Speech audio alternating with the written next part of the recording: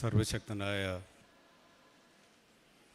ദൈവത്തിനും ദൈവമാതാവിനും ജീവനുള്ള ദൈവങ്ങൾ വസിക്കുന്ന ഈ പുണ്യഭൂമിക്കും എൻ്റെ പ്രണാമം.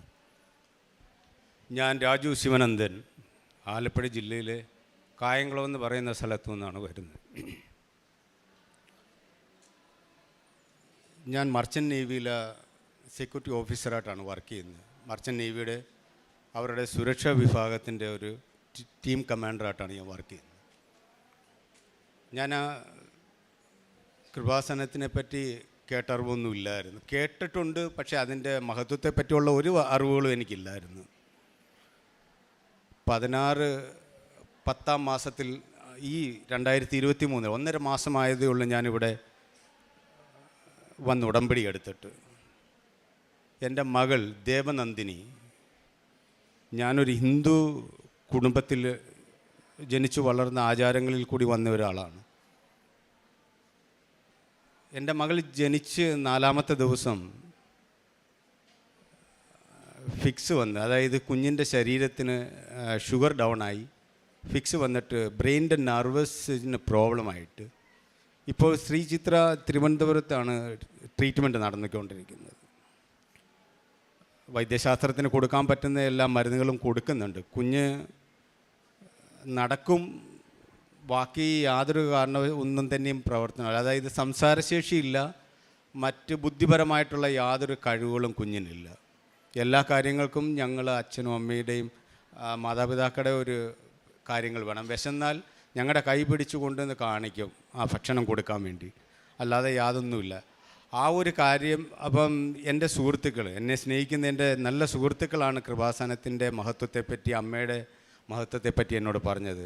കാരണം വൈദ്യശാസ്ത്രത്തിന് കൊടുക്കാൻ പറ്റുന്നത് കൊടുത്തു. അപ്പം അത് ഞങ്ങൾക്ക് ബോധ്യമാണ്. കാരണം ഇനി നടക്കുന്നെങ്കിൽ ഒരു മിറാക്കിൾ നടക്കണം, കാരണത്തിൻ്റെ ദൈവത്തിൻ്റെ ഇടപെടൽ നടത്തണം. എന്നാൽ മാത്രമേ എൻ്റെ മോക്കൊരു രക്ഷയുള്ളതെന്ന് നമുക്ക് മനസ്സിലായി.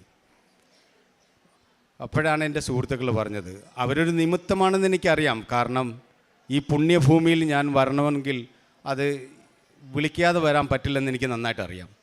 വിളിച്ചിട്ട് തന്നെയാണ്, സമയം ഇപ്പോഴായിരിക്കും ആയത്. പക്ഷേ എൻ്റെ ഈ സാക്ഷ്യങ്ങൾ പറയുന്നതിന് മുന്നേ ഞാൻ ഞാൻ സ്നേഹിക്കുന്ന, ആരാധിക്കുവാണെന്ന് എനിക്കറിയില്ല. കാരണം ക്രിസ്തുവിനെ ഞാൻ ഒരുപാട് സ്നേഹിക്കുന്ന ഒരാളാണ്.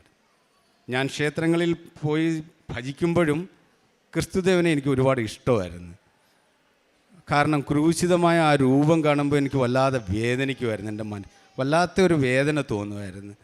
കാരണം സ്നേഹിക്കാൻ മാത്രം അറിയാവുന്ന, സ്നേഹിക്കുന്ന ഒരാളിനെ ഇത്രയും ക്രൂരമായിട്ട് കിടക്കുന്ന ആ രൂപം കാണുമ്പോൾ മനസ്സിന് എന്തെന്നില്ലാത്ത ഒരു വേദനയുണ്ടാവും. ആ വേദനയിൽ കൂടിയായിരിക്കും അദ്ദേഹത്തിനോട് അടക്കാൻ പറ്റാത്ത ഒരു സ്നേഹമായി മാറി. കടലിൻ്റെ എൻ്റെ ഏകാന്തമായ ജീവിതത്തിൽ എനിക്കൊരു തുണയെന്ന് പറയാൻ, എൻ്റെ ഒരു കൂട്ടുകാരനെ പോലായി. കാരണം എന്ന് വെച്ചാൽ ഞാൻ ഒറ്റയ്ക്കൊക്കെ നിൽക്കുമ്പോൾ അങ്ങനെ ശൂന്യതയിൽ നോക്കി ഞാൻ സംസാരിക്കാൻ തുടങ്ങി. ചില സമയത്ത് ഞാൻ സ്വയം ചിന്തിക്കാറുണ്ട്, എനിക്കെന്തെങ്കിലും സൈക്കോളജിക്കൽ പ്രോബ്ലം ആയോ കാരണം. പക്ഷേ പിന്നീട് ആ ചിന്തിക്കുമ്പോഴും ഞാൻ ഓർത്ത്, ഞാൻ സംസാരിക്കുന്നത് ക്രിസ്തുവിനെ പറ്റിയാണ്. അദ്ദേഹത്തിനോടാണ് സംസാരിക്കുന്നത്.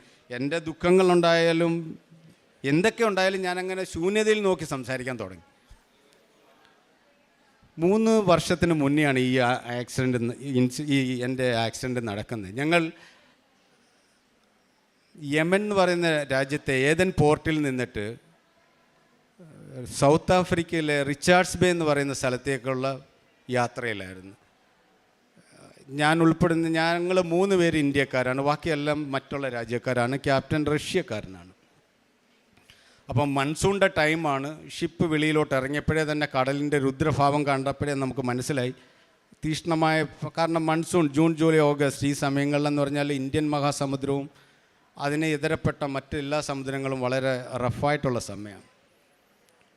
ഏകദേശം വളരെ കഠിനമായ യാത്രയാണ്. പക്ഷേങ്കിൽ ഏതാനും ദിവസങ്ങൾ കഴിഞ്ഞിട്ട് ഞങ്ങൾ ചെന്ന് പെട്ടത് അൺപ്രഡിക്റ്റബിൾ, അതായത് ആ പെട്ടെന്നുണ്ടായ ഒരു ചക്രവാത ചുഴിയുടെ വക്കിലാണ്.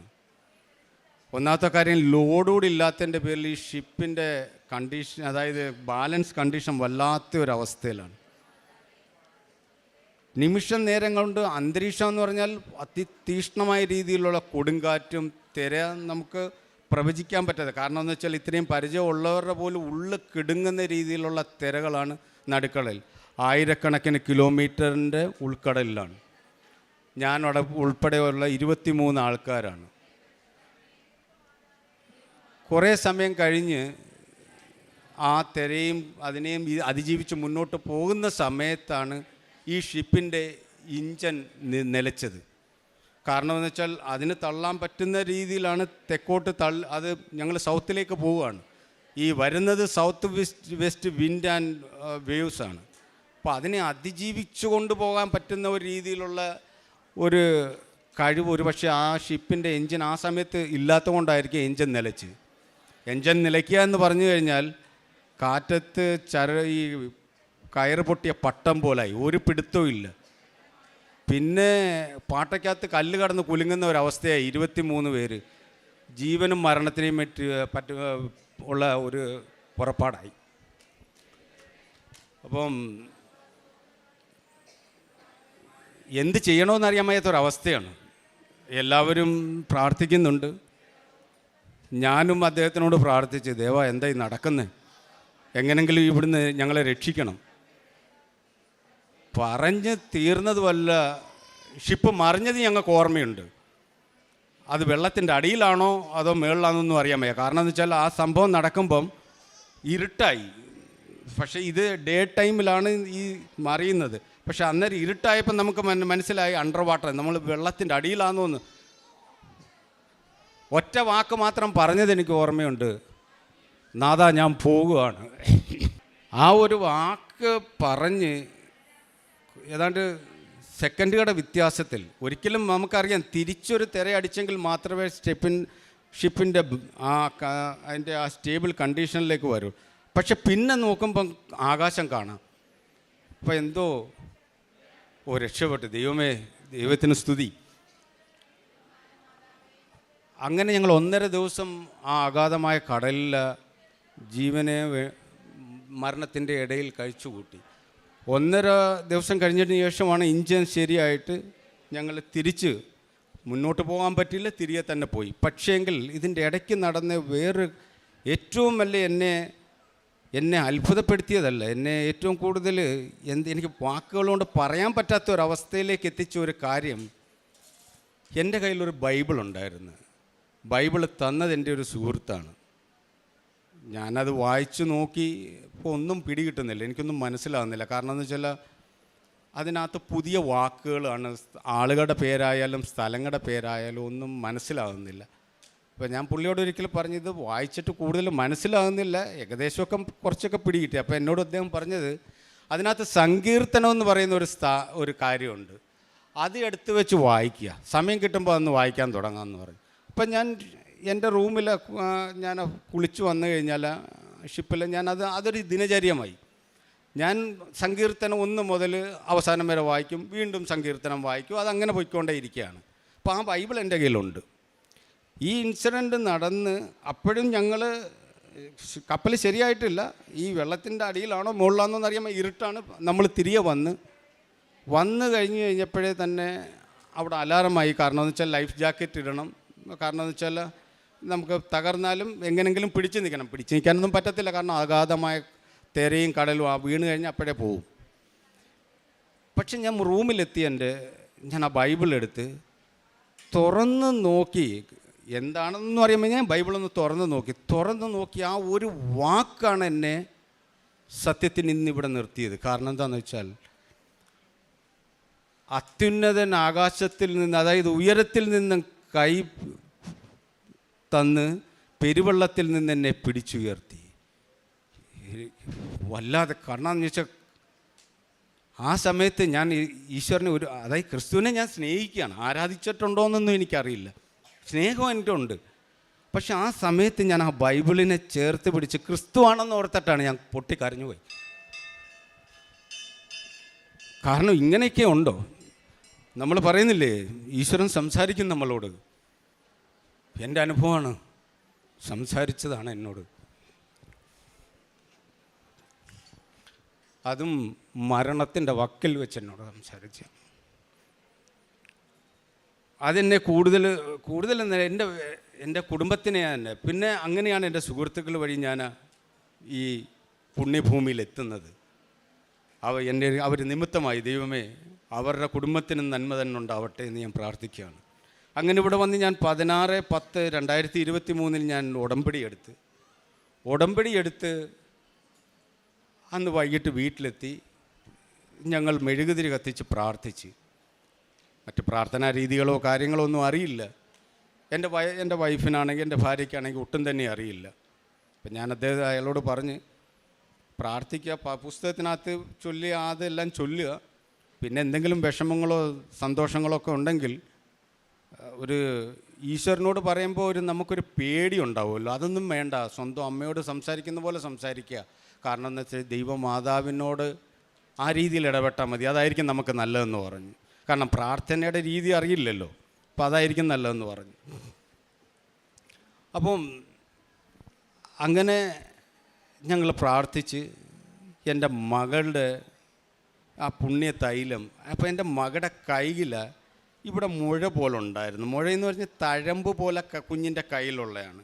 കുഞ്ഞ് ഒന്നാമത്തെ കാര്യം ഡിസബിൾഡാണ്, ഓടി നടക്കുമെങ്കിലും സംസാരശേഷിയോ ബുദ്ധിപരമായിട്ടുള്ള ഒരു വികാസമോ ഒന്നും തന്നെയില്ല. പക്ഷേ അന്ന് വൈകുന്നേരം ഈ പ്രാർത്ഥന കഴിഞ്ഞിട്ട് ഈ തൈലം എടുത്തിട്ട് ഞാൻ അമ്മയോട് പറഞ്ഞ്, അമ്മേ ഞാനിത് തേക്കുകയാണ്, എന്തെങ്കിലും ഒന്ന് കാണിക്കണമെന്ന്. അത് കാണിച്ച് പിറ്റേ ദിവസം രാവിലെ അത് നോക്കുമ്പോഴാണ് ആ മുഴയൊക്കെ ഒരുമാതിരി, മുഴയെന്നല്ല, അതങ്ങനെ ഒരു പ്ലെയിൻ പോലായി. അത് പൂർണ്ണമായി മാറിയെന്നല്ല, പക്ഷേങ്കിൽ അത്ഭുതപ്പെടുത്തുന്ന രീതിയിലുള്ള, എന്താണ് ഒരു രാത്രി കൊണ്ട് സംഭവിച്ചതെന്നറിയാൻ വയ്യാത്ത രീതിയിലുള്ള ഒരു മാറ്റമാണ്. ഇപ്പം എൻ്റെ മകളുടെ കണ്ടീഷൻ എന്ന് പറഞ്ഞാൽ ശബ്ദങ്ങളൊക്കെ അമ്മ അച്ഛനൊന്നും വിളിക്കാനൊന്നും അത് ഏബിളായിട്ടില്ല.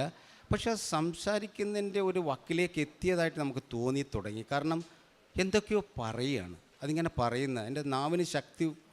നമ്മളങ്ങനെ ഈ പുണ്യതൈലം കുഞ്ഞിൻ്റെ നെറ്റിക്കും തൊണ്ടയിലും പ്രാർത്ഥിച്ച് തേക്കാറുണ്ട്. പിന്നെ ഇവിടുന്ന് തന്ന തേൻ നാവിൽ ഉറ്റിച്ചു കൊടുക്കാറുണ്ട്. കാരണം ഒരു വല്ലാത്ത മാറ്റം, വല്ലാത്തെന്ന് പറഞ്ഞാൽ അമ്മയുടെ ആ ഒരു മാറ്റവും പ്രസൻസും ഞങ്ങൾ അനുഭവിച്ചറിഞ്ഞതാണ്. കാരണം ഇത്രയും ബ്ലെസ്സിങ് തരാൻ വേണ്ടി പാവികളായി ഞങ്ങൾ ഇത്രയും സൗഭാഗ്യം ചെയ്തു എന്ന് പോലും നമ്മൾ ചിന്തിച്ചു പോയി. കാരണം എൻ്റെ മോളിപ്പോൾ ആ ഒരു കണ്ടീഷനാണ്. കാരണം ഇത്രയും പുരോഗതി എൻ്റെ മകൾക്ക് കൊടുക്കുന്ന സർവശക്തനായ തമ്പുരാനെ, ആ മധ്യസ്ഥ വഹിക്കുന്ന ദൈവമാതാവിനും എങ്ങനെ നന്ദി പറയേണ്ടതെന്ന് എനിക്കറിയില്ല. ഇതാണ് എൻ്റെ മകളുടെ ഇപ്പോഴത്തെ കണ്ടീഷൻ. കാരണം അവളൊരു പ്രോഗ്രസിൻ്റെ വക്കിലാണ്. കാരണം ഇപ്പം ഞാൻ വന്നിട്ട് 2 മാസമായതേ ഉള്ളൂ ഷിപ്പിൽ നിന്ന്. അവിടുന്ന് എൻ്റെ കാലിൽ 1 മാസം മുന്നേ, ഞാൻ നാട്ടിലെത്തുന്നതിന് 1 മാസം മുന്നേ എന്തോ ഒന്ന് കടിച്ചതാണ്. എന്താണെന്ന് എനിക്കറിയില്ല. അവിടെ മറ്റ് ഇഴജന്തുക്കളൊന്നുമില്ല, ഷിപ്പിലാണ്. പക്ഷേ എന്താണെന്ന് എനിക്കറിയില്ല, കാല് വല്ലാതെ ചൊറിഞ്ഞ് വീങ്ങി എൻ്റെ ഈ മുട്ടിൻ്റെ ഈ ഭാഗം ഒരു വല്ലാത്ത രീതിയിലായി. അത് വേദനയുണ്ട്, ചൊറിച്ചിലുമുണ്ട്, നീരുമുണ്ട്. പക്ഷെ ഞാൻ എൻ്റെ അസ്വസ്ഥതയൊന്നും കണക്കാക്കാതാണ് കുഞ്ഞിനെയും കൊണ്ട് ഞാൻ ഇവിടെ വന്നതും ഈ കാര്യങ്ങളൊക്കെ ചെയ്തതും. അപ്പോൾ കുഞ്ഞിന് തേച്ച പോലെ തന്നെ ഞാൻ എൻ്റെ ആ കാലിലും തേച്ചു. കാരണം എന്ന് വെച്ചാൽ ഡോക്ടറെ കാണണം. അപ്പം വൈഫ് എന്നോട് പറഞ്ഞു, പോയി ഡോക്ടറെ കാണണം, ഇത് വെച്ചുകൊണ്ടിരിക്കരുത്, കൂടി വരുവാണെന്ന് പറഞ്ഞു. ഞാൻ അന്ന് വൈകിട്ട് കുഞ്ഞിൻ്റെ കയ്യിൽ തേച്ച പോലെ തന്നെ എൻ്റെ കയ്യിലും തേച്ചു. എൻ്റെ കയ്യെ തേച്ച്, എൻ്റെ കാലേ തേച്ച് രാവിലെ ആയപ്പോൾ ഞാൻ ആ കുഞ്ഞിൻ്റെ കൈ ശ്രദ്ധിക്കുന്നതിനെക്കാട്ടി മുന്നേ ഞാൻ എൻ്റെ കാലായിരുന്നു നോക്കിയത്. ഞാനിപ്പോൾ എങ്ങനെയാണോ അതേപോലെ തന്നെയാണ് അന്ന് രാവിലെ. എന്ത് മിറാക്കിളാണ് സംഭവിച്ചത്. കാരണം എന്ന് വെച്ചാൽ ഒറ്റ രാത്രി കൊണ്ട് എന്താണ് സംഭവിച്ചത്. ഞാൻ വൈഫിനോട് പറഞ്ഞ് എന്തൊക്കെയോ സംഭവിക്കുന്നുണ്ട്. അപ്പോൾ അമ്മയുടെ ഒരു പ്രസൻസ് ഉണ്ട്, നമുക്ക് ഒരു അനുഗ്രഹമുണ്ട്. അതില്ലെങ്കിൽ ഇങ്ങനെ വരില്ലല്ലോ. കാരണം കുഞ്ഞിൻ്റെ ഉണ്ട് എൻ്റെയും വന്ന്. കാരണം ഈ ദേവൻ്റെ ഈ ദൈവത്തിൻ്റെ നേരിട്ടുള്ള ഇടപെടൽ എന്നോട് ഞാൻ കണ്ടതാണ്. കാരണം 23 പേരെ അഗാധമായ കടലിൽ നിന്നും സുരക്ഷിതമായ കരയിലെത്തിച്ചവനാണ്. കാരണം 23 പേര് ജീവനും കൊണ്ട് ആ ഒരു കരങ്ങളിൽ കൊണ്ട് മാത്രമേ ഞങ്ങൾ. അപ്പോൾ അദ്ദേഹത്തിൻ്റെ സ്നേഹവും ആ കരുതലും ഞങ്ങൾ നേരിട്ട് അനുഭവിച്ച. പക്ഷേ അമ്മയുടെ ഇടപെടൽ ഇതിലൂടെ വന്നപ്പം അപ്പം രാവിലത്തെ പ്രാർത്ഥനയൊക്കെ കഴിഞ്ഞതിന് ശേഷമാണ് ഞാനിത് നോക്കിയത്. മെഴുകുതിരിയെല്ലാം അണച്ച് എല്ലാം വെച്ചതിന് ശേഷം യാതൊരുവിധ സുഗന്ധദ്രവ്യങ്ങളും ആ സമയത്ത് എൻ്റെ വീട്ടിലില്ല, കത്തിച്ചിട്ടുമില്ല. പക്ഷേ അഭൗമ്യമായ ഒരു സുഗന്ധമാണ് എൻ്റെ വീട്ടിൽ ആ സമയത്ത് അനുഭവപ്പെട്ടെന്ന് പറഞ്ഞാൽ അത് ചന്ദനത്തിരിയുടെയോ അതോ പുഷ്പങ്ങളുടെയോ ആണെന്ന് എനിക്ക് പറയാൻ വയ്യ. പക്ഷേ ഞാൻ ഇവിടെ വന്നപ്പോൾ ഈ അൾത്താരയിൽ നിന്ന് എനിക്ക് കിട്ടിയ ഒരു മണം, ഒരു സുഗന്ധമാണ് എനിക്ക് അനുഭവപ്പെടുന്നത്. ഞാൻ പെട്ടെന്ന് വൈഫിനെ വിളിച്ച്, നിങ്ങൾക്ക് എന്തെങ്കിലും സുഗന്ധം കിട്ടുന്നുണ്ടോ എന്ന് ചോദിച്ചു. പക്ഷേ അയാൾ പറഞ്ഞില്ല, എനിക്കൊന്നും കിട്ടിയില്ല. അപ്പോൾ എൻ്റെ മകൻ അവിടെ ഉണ്ടായിരുന്നു, വീട്ടിലുണ്ടായിരുന്നു. ഞാൻ മകനെ വിളിച്ചു കഴിഞ്ഞപ്പം ഞാൻ ചോദിച്ചു, എന്തെങ്കിലും സുഗന്ധം? ഞാൻ പറഞ്ഞ് തീരുന്നതിന് മുമ്പ് തന്നെ അവൻ എന്നോട് പറഞ്ഞ്, എന്തോ ഒരു വല്ലാത്ത സുഗന്ധം തോന്നുന്നല്ലോ, ഒരു വല്ലാത്ത സുഗന്ധമാണ് എന്ന് പറഞ്ഞ്. അപ്പം ഞാൻ ഉടനെ തന്നെ അവരോട് ഞാൻ പറഞ്ഞ്, അമ്മ വന്നിട്ടുണ്ട്, അമ്മയുടെ പ്രസൻസ് ഉണ്ട് ഇവിടെ, അമ്മ ഇവിടെ എത്തിയിട്ടുണ്ട്. ഒറ്റ ദിവസം ഉടമ്പടി എടുത്തതിൻ്റെ അന്ന് രാത്രിയിൽ നിൻ്റെ പിറ്റേന്നത്തെ കാര്യമാണ് ഞാൻ ഈ പറയുന്നത്. എന്താ സംഭവിക്കുന്നതെന്ന് എനിക്കറിയാൻ വയ്യ. അതിനുശേഷം നടന്ന ഒരു സംഭവം, എൻ്റെ മകൻ JIPMER, Jawaharlal Nehru medical institute of പോണ്ടിച്ചേരിയിൽ 3ാം വർഷത്തെ കാർഡിയോ സ്റ്റുഡൻ്റാണ്. കാർഡിയോവാസ്കുലർ ആൻഡ് കാർഡിയോ സർജറി പഠിക്കുകയാണ്. അപ്പം ഈ അടുത്ത സമയത്ത്, ഈ ഉടമ്പടി എടുത്തതിന് ശേഷമാണ് ഈ കാര്യങ്ങളൊക്കെ നടക്കുന്നത്. ഈ അടുത്ത സമയത്ത് US-ൻ്റെ ഒരു മെഡിക്കൽ ടീം അവിടെ എത്തി. കാരണം ഇന്ത്യയുടെ മെഡിക്കൽ റാങ്കിനകത്ത് 2ാമത്തെ റാങ്കിങ് ആണ് ജവഹർലാൽ നെഹ്റു മെഡിക്കൽ കോളേജിനുള്ളത്. ഫസ്റ്റ് റാങ്ക് വന്നിട്ട് ഓൾ ഇന്ത്യ മെഡിക്കൽ ഇൻസ്റ്റിറ്റ്യൂട്ടാണ്. അപ്പോൾ സെക്കൻഡ് റാങ്കുള്ള മെഡിക്കൽ ഇൻസ്റ്റിറ്റ്യൂട്ട് ജിഗ്മറിലാണ് എൻ്റെ മകൻ പഠിക്കുന്നത്. അവൻ ഇപ്പം 3ാമത്തെ വർഷം തൊട്ട് സർജറി വിഭാഗത്തിലേക്കായി. അപ്പം അവിടെ ഒരു മെഡിക്കൽ ടീം അവരെന്തോ ഇക്വിപ്മെൻറ്റ് പരമായിട്ടുള്ള കാര്യങ്ങൾക്ക് വേണ്ടിയിട്ടാണ് അവർ വന്ന് ഇവൻ്റെ കാര്യങ്ങളൊക്കെ അവർ ശ്രദ്ധിച്ചത് കൊണ്ടാവാം അവൻ്റെ HOD ചോദിച്ച്, ഈ സ്റ്റുഡൻ്റ് ആണോ അതോ സ്റ്റാഫാണോ എന്ന് ചോദിച്ച്. അന്നേരം പറഞ്ഞല്ല, സ്റ്റുഡൻ്റ് ആണെന്ന് പറഞ്ഞപ്പോൾ അവർ പോകുന്നതിന് മുന്നേ ഇദ്ദേഹത്തിനോട് പറഞ്ഞു, ഞങ്ങളെ ഒന്ന് വന്ന് കാണണമെന്ന് പറഞ്ഞ് അവിടെ വെച്ച് തന്നെ കണ്ടു, സംസാരിച്ച്.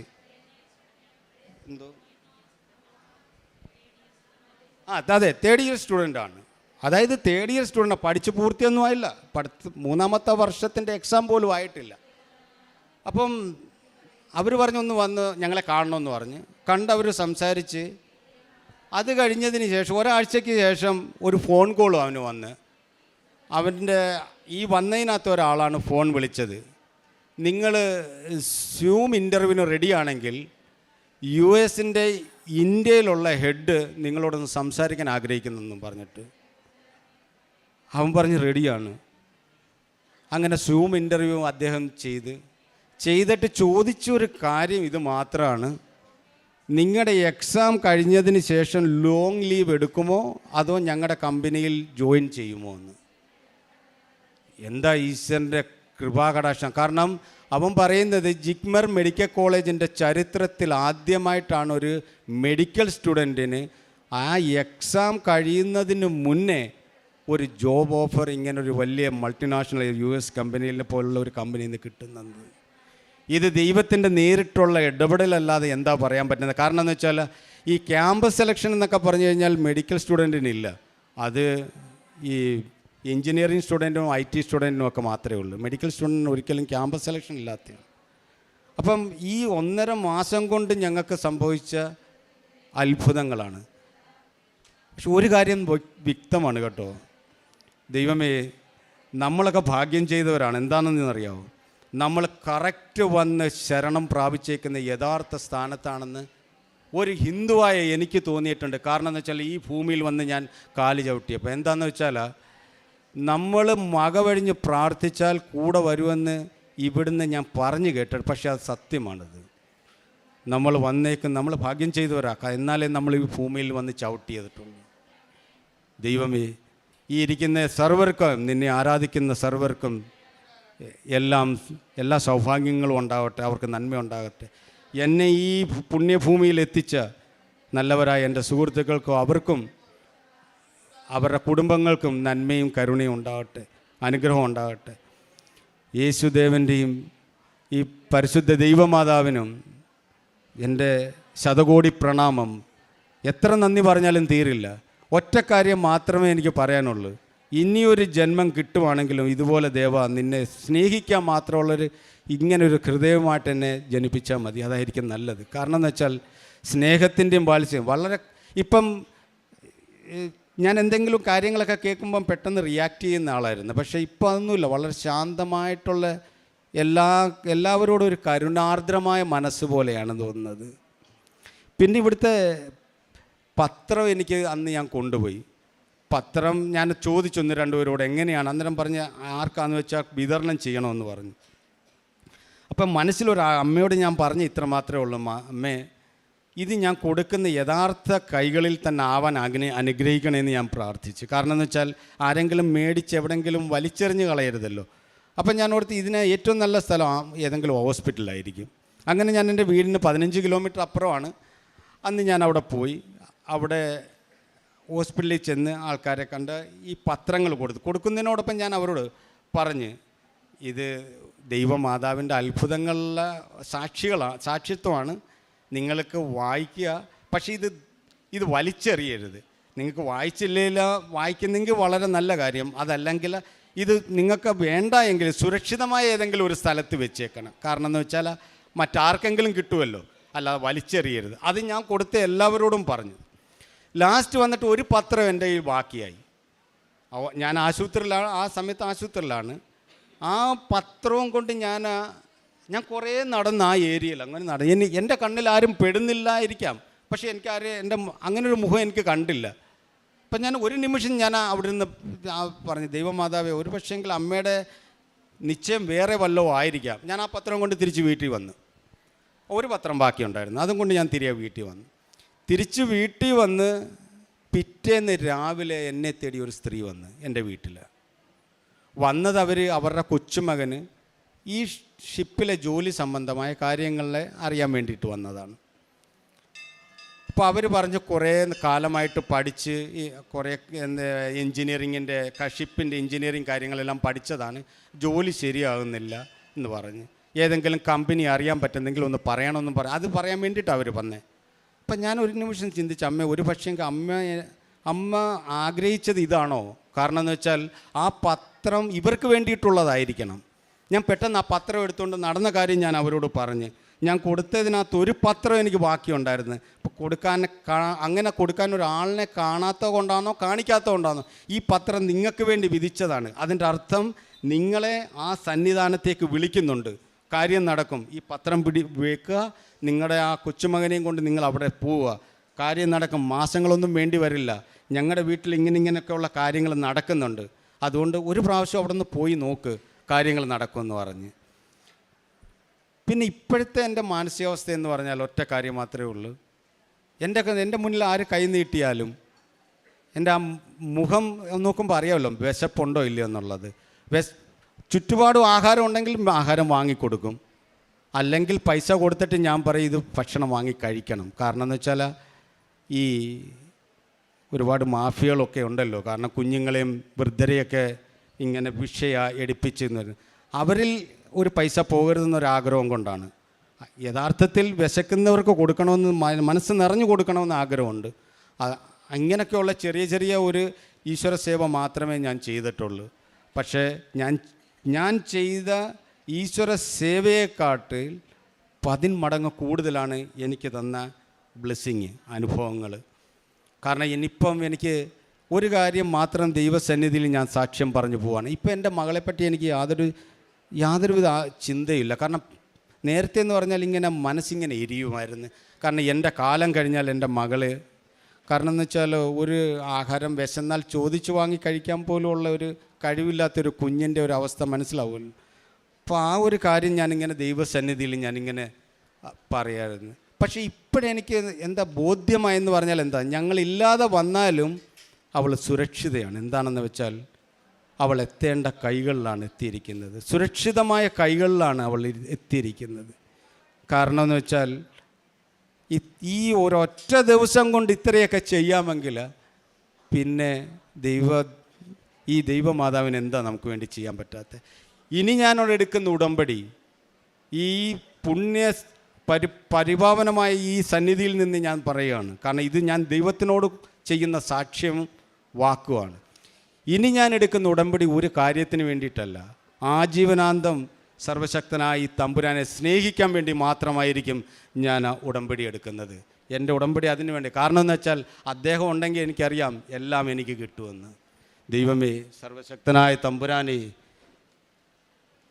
അങ്ങേ ആശ്രയിക്കുന്ന സർവർക്കും സർവ്വപുണ്യവും കൊടുക്കണേ എന്ന് പ്രാർത്ഥിച്ചുകൊണ്ട് ഞങ്ങൾക്ക് തന്ന എല്ലാ അനുഗ്രഹങ്ങൾക്കും 1000 ശതകോടി പ്രണാമം ചെയ്ത്, അമ്മേ ദൈവമാതാവേ, ഈ കാരുണ്യവും കൃപയും എപ്പോഴും ഞങ്ങളിൽ ചൊരിയണമേ. ആമേ. വിശുദ്ധ ഗ്രന്ഥത്തിൽ യെശയ്യാ പ്രവാചകൻ്റെ പുസ്തകം 41-ാം അധ്യായം 10-ാം തിരുവചനം പറയുന്നു, ഭയപ്പെടേണ്ട, ഞാൻ നിന്നോട് കൂടെയുണ്ട്, സംഭ്രമിക്കേണ്ട, ഞാനാണ് നിൻ്റെ ദൈവം. ഞാൻ നിന്നെ ശക്തിപ്പെടുത്തുകയും സഹായിക്കുകയും ചെയ്യും. എൻ്റെ വിജയകരമായ വലത്തുകൈ കൊണ്ട് ഞാൻ നിന്നെ താങ്ങി നടത്തും. താൻ ഇവിടെ വരാനുണ്ടായ സാഹചര്യങ്ങൾ, എങ്ങനെയുള്ള ഒരു മരണവക്രത്തിൽ നിന്നാണ് ഈ മകൻ ഇവിടെ വരുന്നത്, അതിന് തൻ്റെ സുഹൃത്തുക്കൾ നിമിത്തമായെന്ന് പറയുന്നു. പക്ഷേ വളരെ ബോധ്യത്തോടെ പറഞ്ഞു കഴിഞ്ഞു, അതിന് എന്നെ വിളിക്കണം, എന്നെ വിളിച്ചത് കൊണ്ട് മാത്രമാണ് ഞാൻ ഇവിടെ എത്തിയത്. ഇവിടെ വന്നത് വേറെ ആരും പറഞ്ഞിട്ടല്ല, എൻ്റെ അമ്മ എന്നെ കൊണ്ടുവന്നതാണ്, എൻ്റെ ക്രിസ്തുദേവൻ എന്നെ കൊണ്ടുവന്നതാണ്. അപ്പോൾ തൻ്റെ യേശുനാഥനോടുള്ള തൻ്റെ അകമഴിഞ്ഞ സ്നേഹം, കുരിശ് കാണുമ്പോൾ തനിക്ക് അനുഭവപ്പെടുന്ന വേദന, ബൈബിള് ഈശോയെ കെട്ടിപ്പിടിക്കുന്നത് പോലെ ബൈബിളിനെ കെട്ടിപ്പിടിച്ച് കരഞ്ഞുകൊണ്ട് കിടന്ന രാത്രികൾ, ഒറ്റയ്ക്ക് ഷിപ്പിൽ ഏകാന്തനായിരിക്കുമ്പോൾ സംസാരിക്കുന്ന അവസ്ഥ, ഇതൊക്കെ തന്നെ കൊണ്ട് ചെയ്യിക്കുന്നത് ആരാണ്? ഒരു സത്യദൈവം മാത്രമാണ്. ആ സത്യദൈവത്തിൻ്റെ സന്നിധിയിലേക്കാണ് താൻ ഈ ഉടമ്പടിയിലൂടെ ഒന്നുകൂടെ കടന്നു വന്നിരിക്കുന്നതെന്ന് വളരെ ബോധ്യത്തോടെ പറയുന്ന ഈ മകൻ്റെ സാക്ഷ്യമാണ് നാം കേട്ടുകൊണ്ടിരിക്കുന്നത്. അങ്ങനെ തൻ്റെ മകളുടെ സംസാര ശേഷി, ഒന്നും പറയില്ലാത്ത കുഞ്ഞ് ഇപ്പോൾ അവ്യക്തമായിട്ട് വാക്കുകൾ പറയാൻ തുടങ്ങിയിരിക്കുന്നു. അതുപോലെ തൻ്റെ ശരീരത്തിൽ നിന്ന് വിഷാംശം മൂലമുണ്ടായ നീര്, അത് പൂർണ്ണമായും ഉടമ്പടി തൈലത്തിലൂടെ എങ്ങനെ സൗഖ്യപ്പെട്ടു. പിന്നീട് തൻ്റെ മകന് 5 വർഷത്തെ പഠനമാണ് cardio vascular and cardio surgery. എന്നാൽ ജവഹർലാൽ നെഹ്റു മെഡിക്കൽ കോളേജിൻ്റെ ചരിത്രത്തിൽ തന്നെ ആദ്യമായിട്ട് ഇന്ത്യയിലെ 2nd റാങ്ക് കോളേജ് എന്നാണ് നമുക്കും അറിയാമത്. അപ്പോൾ ആ കോളേജിൻ്റെ ചരിത്രത്തിൽ ഇന്ന് വരെ ഒരു സ്റ്റുഡൻറ്റിന് ഒരു ജോലി ലഭിച്ചിട്ടില്ല. എന്നാൽ US ബേസ്ഡ് കമ്പനി മകനെ ജോലിക്ക് വേണ്ടി തിരഞ്ഞെടുത്തിരിക്കുന്നു. അവർ ചോദിച്ച ചോദ്യം എന്താണെന്ന് നാം കേട്ടു. വളരെ സിമ്പിളായിട്ടുള്ള ഒരു ചോദ്യം. അങ്ങനെ ഒരു ചോദ്യം മാത്രമാണ് ആ മകനോട് ചോദിച്ചത്. താൻ ഉടമ്പടി എടുത്തിട്ട് 1.5 മാസമായതേയുള്ളൂ.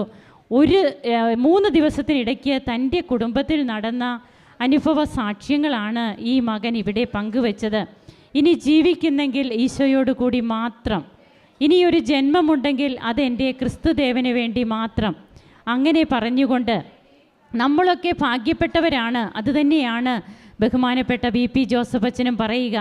ഈ പുണ്യഭൂമിയിലേക്ക് ആരും വെറുതെ വരുന്നതല്ല. അതായത് എന്തെങ്കിലുമൊക്കെ ആരെങ്കിലും ആയിട്ട് നമ്മൾ വരുന്നതല്ല. നമ്മെ ദൈവം വിളിക്കുന്നത് കൊണ്ടാണ് നാം ഈ പുണ്യഭൂമിയിൽ വരുന്നത്. അങ്ങനെ തന്നെ ഇവിടെ കൊണ്ടുവന്നത് ഈ ദൈവമാതാവാണ്. അമ്മ നിരൂപിച്ചാൽ ഇനി ഒന്നും എൻ്റെ ജീവിതത്തിൽ ഞാൻ ഉടമ്പടിയിലൂടെ ചോദിക്കില്ല. നമുക്കൊക്കെ ഒരു നിർദ്ദേശം തന്നെയാണ്, അല്ലെങ്കിൽ ഒരു മാതൃക തന്നെയാണ്. നാം ഉടമ്പടി പുതുക്കി നിൽക്കുന്നു, പല കാര്യങ്ങൾ നാം വെക്കുന്നു, നടക്കാത്തതിനെക്കുറിച്ച് പരിഭവിക്കുന്നു, പരിതപിച്ച് ആകുലപ്പെട്ട് നാം ആവലാദികളുമായി ഓടി നടക്കുകയാണ്. എന്നാൽ തനിക്കിനി ഒന്നും വേണ്ട, തനിക്ക് തൻ്റെ ഈശോ മാത്രം മതി. ഈശോയുള്ളപ്പോൾ പിന്നെ എന്തിനാണ് ഞാൻ വിഷമിക്കുന്നത്? എനിക്കെല്ലാം തന്നുകൊള്ളുമല്ലോ. ഇതൊക്കെ ഒരു അക്രൈസ്തവനായ മകൻ ഇവിടെ നിന്ന് പറയുമ്പോൾ തീർച്ചയായും പരിശുദ്ധ അമ്മ പ്രത്യക്ഷപ്പെട്ട, ജീവനോടെ പ്രത്യക്ഷപ്പെട്ട ഈ മാസത്തിൽ ഡിസംബർ 7 19ാമത്തെ വാർഷിക നാം അനുസ്മരിക്കുന്ന ഈ അവസരത്തിൽ അമ്മയുടെ സാന്നിധ്യം തൻ്റെ ജീവിതത്തിലുണ്ട് എന്ന് സുഗന്ധാഭിഷേകമായി അമ്മ തങ്ങളുടെ വീട്ടിലേക്ക് കടന്നു വന്നുവെന്ന് ഈ മകൻ പറയുന്നു. ഇത് ഇന്നത്തെ ആദ്യത്തെ സാക്ഷ്യമായിരിക്കാം, എന്നാൽ എത്രയോ അനുഭവ സാക്ഷ്യങ്ങളാണ് അമ്മയെ നേരിൽ കാണുന്നവർ, അമ്മ സംസാരിക്കുന്നവർ, അമ്മയുടെ സുഗന്ധ അഭിഷേകം കൊടുക്കുന്നവർ. ഇങ്ങനെ അമ്മ ഇന്നും പ്രത്യക്ഷപ്പെട്ടുകൊണ്ടിരിക്കുകയാണ്, ജീവനോടെ നമ്മുടെ അടുത്തേക്ക് വരികയാണ് ഓരോ ദിവസവും. നമുക്ക് ഈ കുടുംബത്തിന് ലഭിച്ച എല്ലാ കൃപകൾക്കും ഈ മകന് വിശുദ്ധ ഗ്രന്ഥം പറയുന്നത് പോലെ എൻ്റെ വിജയകരമായ വലത്ത് കൈകൊണ്ട് ഞാൻ നിന്നെ താങ്ങി നടത്തുമെന്ന് പറയുന്ന തിരുവചനം അക്ഷരാർത്ഥത്തിൽ ഓരോ മക്കളുടെയും ജീവിതത്തിൽ സംഭവിച്ചു കൊണ്ടിരിക്കുകയാണ്. അതിന് നമുക്ക് ബോധ്യങ്ങൾ വേണമെന്ന് മാത്രം. സത്യസന്ധമായിരിക്കണം, വിശ്വസ്തമായിരിക്കണം നമ്മുടെ ഉടമ്പടി. നമുക്ക് ഈ കുടുംബത്തെ സമർപ്പിച്ച് കരങ്ങളടിച്ച് ഈശോയ്ക്കും അമ്മയ്ക്കും നന്ദി പറയാം, ദൈവത്തെ ആരാധിക്കാം. ഈശോയെ നന്ദി, ഈശോയെ സ്തുതി, ഈശോയെ ആരാധന. അത്യപൂർവ ദൈവാനുഭവങ്ങൾ ഇനി നിങ്ങൾക്കും സ്വന്തം. ഈ യൂട്യൂബ് ചാനൽ ഇതുവരെ സബ്സ്ക്രൈബ് ചെയ്തിട്ടില്ലെങ്കിൽ ഇപ്പോൾ തന്നെ സബ്സ്ക്രൈബ് ചെയ്യുക. ഈ വീഡിയോ ഇപ്പോൾ തന്നെ നിങ്ങളുടെ സുഹൃത്തുക്കൾക്ക് ഷെയർ ചെയ്തുകൊണ്ട് കർത്താവിൻ്റെ പ്രേക്ഷിതരാകുക.